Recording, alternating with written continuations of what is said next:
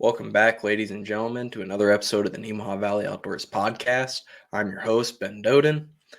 Today, we're talking turkeys, and this is episode 4, which means the whole month of March is gone, which means turkey season has started. The inspiration for this episode came from a good friend of mine. He texted me last weekend and said, "Is turkey hunting fun? I want to get into it." And I said, "Turkey hunting is great. This is such a magical time of the year to be in the woods. You're out there and things are coming back to life. The grass is starting to grow again. The birds are chirping. You got toms gobbling. You got hens yelping. It is such a wonderful, wonderful time to be out there. And if you're out there turkey hunting, you're calling, you hear that first spring gobble, and then the gobbles get louder, a little louder. And through all of it, through the trees, you see that fan and you see his feathers ruffled. He's got a big long beard coming through the trees. It's just absolutely exciting, and it's really a beautiful thing to watch. I think he's picking well. Wanted to start with turkeys. And I don't know why, but for some reason, turkeys just feel like the best thing for an adult to start hunting on if they never have before. But even before you get into the turkey hunting, there are some things you need to do. So, for starters, you need to do hunter safety. It's about 8 hours in a classroom as one option. These classes aren't something that are just readily available every single weekend. So you have to get online, you have to go to the Game and Parks website, and you have to figure out, okay, when is the next class and where is it at? And when you find something that can line up with your schedule, sign up for that one and go and take that class at that location. You're going to get some classroom work, but you're also going to get some hands-on work, which is very, very good, especially for someone who's new to it, who didn't maybe grow up around hunting and around guns and bows and stuff. It's all very good information, and they do a good job of teaching you things that you might not otherwise be thinking about. Like, you don't want to cross a fence with a gun in your hand. You don't know your target. Know your target and what's behind it. Those sort of things. Things that are they're bugs in the back of your mind, help keep you extra safe and keep the people around you safe as well. Or you go online and you can do a firearm bow option, which is great. My wife just did that a few years back, and 6-8 hours on a weekend where we weren't really doing anything. She went through, got it done, and now she's certified forever in hunter safety. And since she is obviously between the ages of 16 and 29, she didn't have to go to a field day. But between the ages of 11 and 15, that's not you have to go do the field day. As if you're an individual who has never hunted before and never been around it, I highly recommend going and taking that field day just as a review and a hands-on thing. But I'm a very hands-on learner personally, so I think that that's very important. You also get an option to do bow only, and if you're just getting into it, why not do both?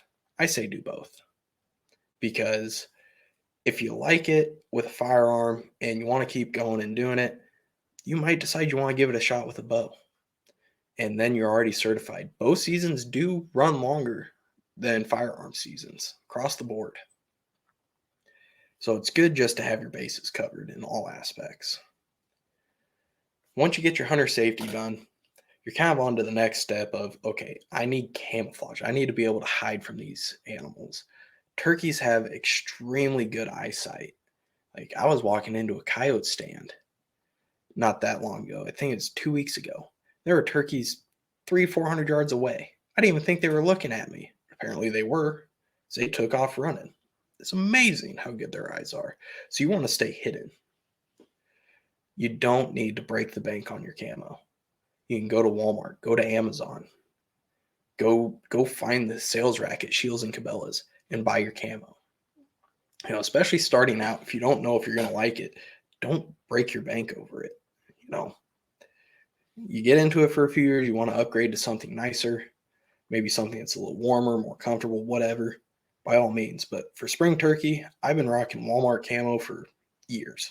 That's almost exclusively what I've bought, stuff from Walmart and Amazon. So just a good shirt, comfortable pair of pants, maybe a jacket because it is springtime, so it's still going to be chilly at certain points.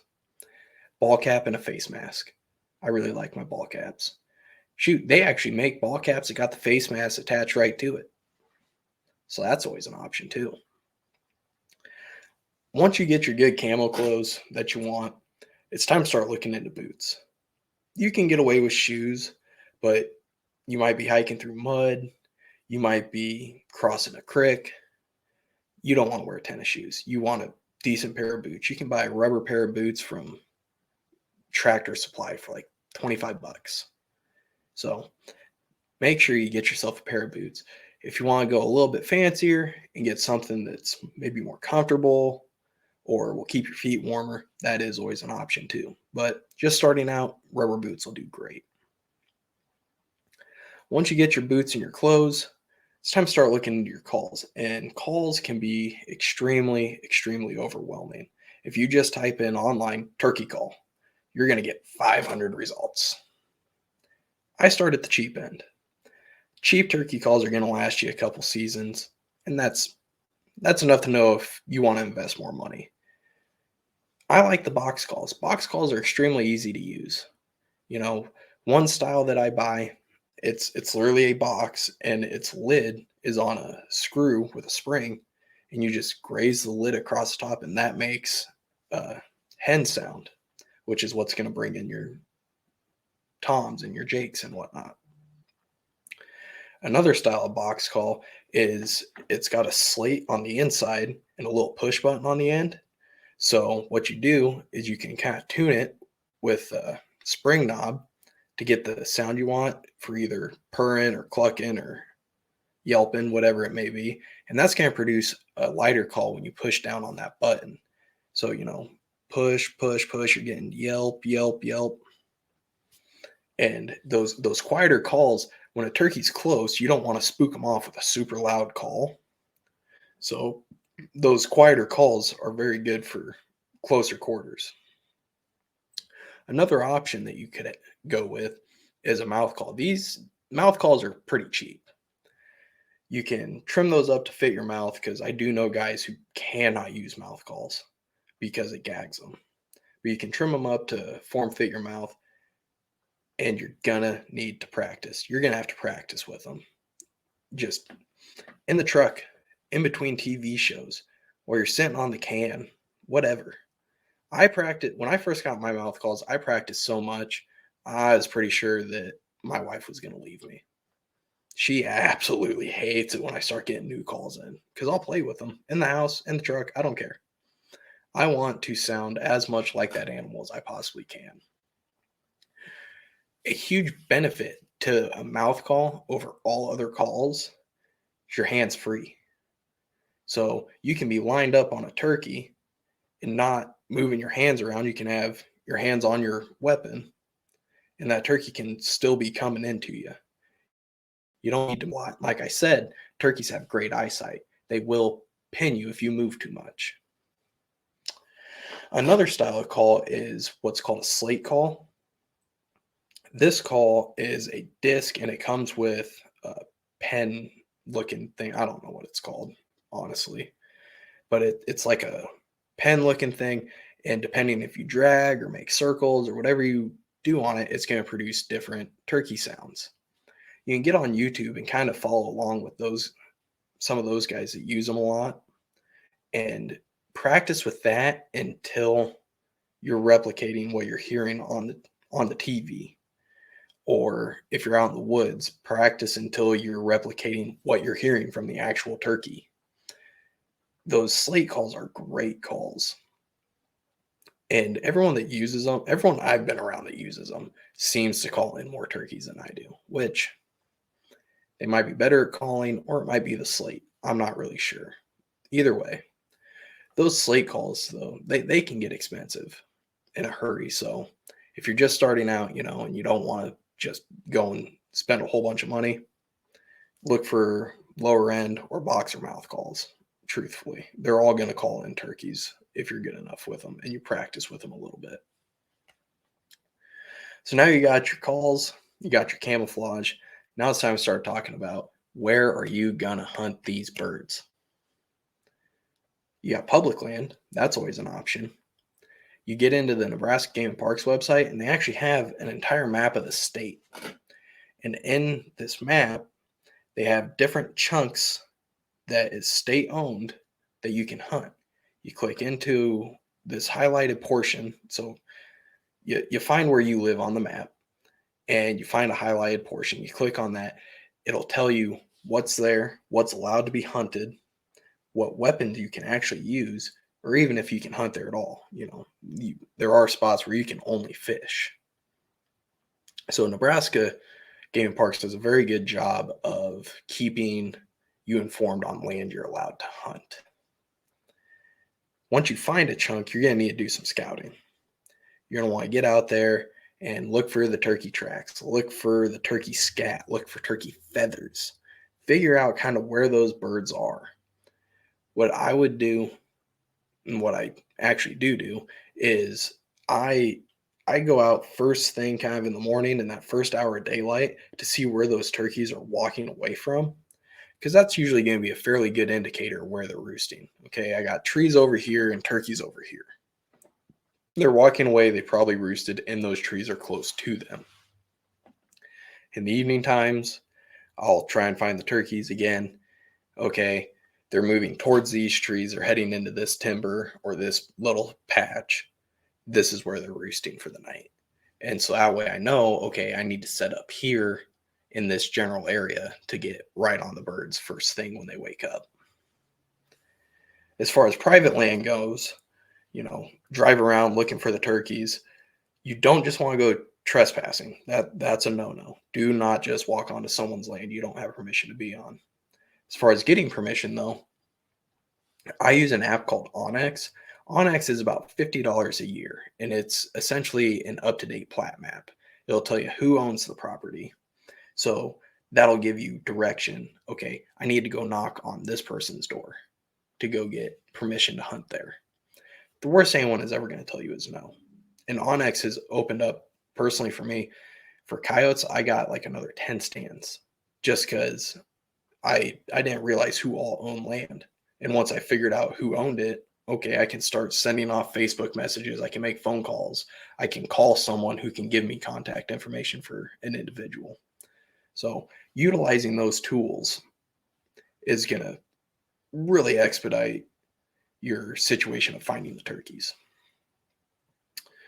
Okay, you got a place to hunt, you got your calls. Now you're going to need your permits. In the state of Nebraska, you need a hunting license, a habitat stamp, and a turkey permit.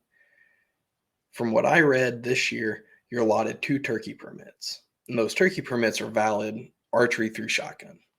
So one tag covers you on everything. Which it's really nice too, that you don't have to buy an archery turkey and a shotgun turkey tag. I think that's just great that they did it in that fashion. So make sure you get those before you head out. Game warden rolls up on you and you don't have those, you're going to have a bad day. Promise you're going to have a bad day. Lastly, we're coming up on the weapon of choice. Now, when I'm shotgunning for turkeys, I prefer my 12 gauge. And you can pick up shotguns for fairly next to nothing as far as a gun's concerned. I think on my 12 gauge, I spent a little over 200. On my wife's 20 gauge, I spent right around that 300 mark still. Not very expensive to get into as far as a gun goes. And if you're just starting out, you've never really hunted before, definitely go with shotgun first. You're going to save yourself a lot of practice and a lot of heartache. So once you have a shotgun picked out, you're going to kind of want to see what choke is in it. What the choke is it's a cylinder that screws into the tip of your barrel. And they come basically from factory. There's 3 basic options. You can get an improved cylinder, a modified, or a full choke. Your improved cylinder, you have bigger spread but shorter range out of your shotgun. your modified, that pattern's going to tighten up and you're going to get a little bit more range. And then the full choke, which is what I recommend, is going to give you your optimum distance and pattern. So that's your choke tubes.